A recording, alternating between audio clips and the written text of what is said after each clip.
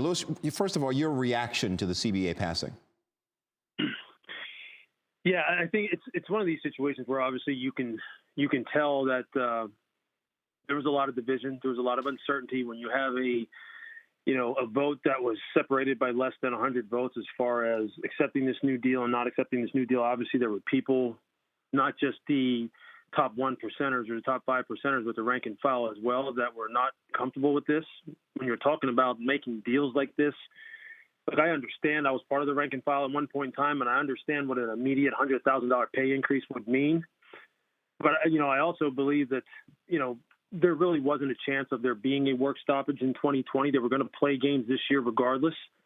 And I think, having been on the front office side of things and having been around contract negotiators for the better part of the past 20 years of my post-playing career, 22 years of my post-playing career, when you have leverage and you have time on your side, the smart ones are the ones who try to lock you into long-term deals early and entice you with cash flow immediately because they know they're going to make it back on the backside and they're going to make out.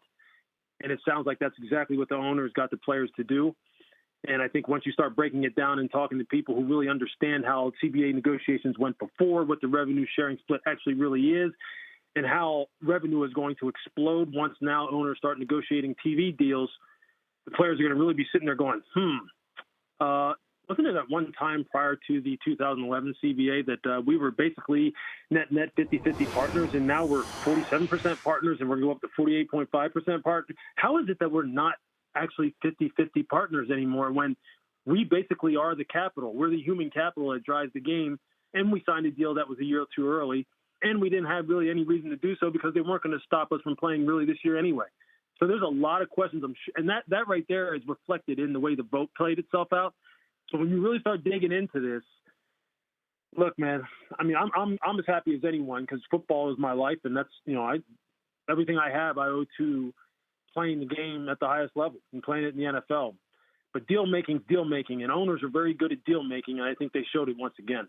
Louis, you were talking about the vote. We had a lot of social reaction, a Twitter reaction earlier on the show, and Ravens' Marlon Humphrey tweeted that 500 players didn't vote on the new CBA. We added the numbers. That's about right. What do you say to that? That's ridiculous, man. That's embarrassing. It's embarrassing. We all know what happens when you get into a situation that involves voting, and then you just don't even participate, but then you're one of the people who are complaining about how maybe things turn out if it doesn't turn out to where it benefits you. Well, you have no right to say anything then.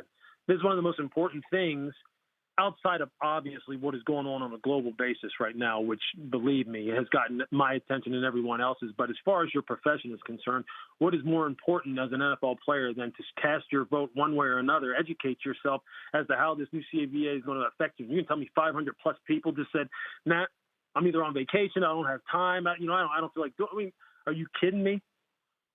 That's amazing to me. That's amazing to me. Non-participants, when it comes to a democratic process and voting, there's just no excuse for it. There's just none. Otherwise, don't say a word. Just don't say a word. Whether or not this is good or bad for you, don't say a word because you have no voice anymore if you just elect not to participate. That's very, very disappointing. Well, listen, I got about a minute left with you. I want to ask you this. New league year set to begin Wednesday, 4 p.m. Eastern. What are your thoughts on that actually happening?